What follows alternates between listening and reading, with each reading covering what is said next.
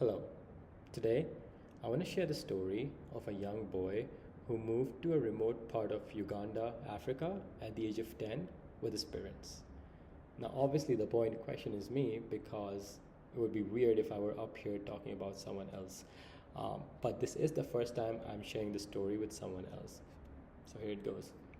So, like I said, we moved to this new country, and then I get enrolled in a public school, right?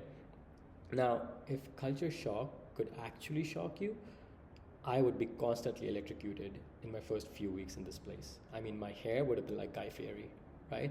Um, and for context, the school timings in Uganda were from 8 a.m. to 4:30 p.m. and there was a lunch break in between. And I would look forward to this lunch break every day, desperately.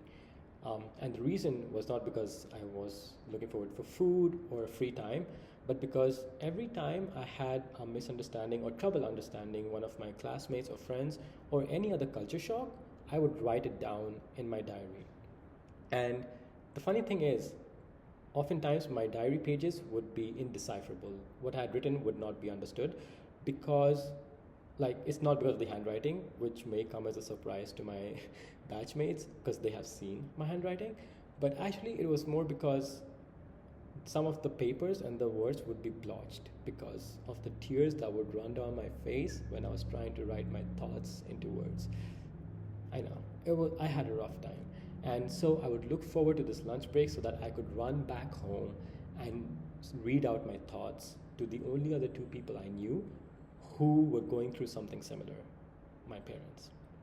And so the reason I stand before you and share this story is not to boast about the fact that I was journaling before it was cool, which I kind of was, but more so because I, from a very young age, have known what it feels like to be an outsider.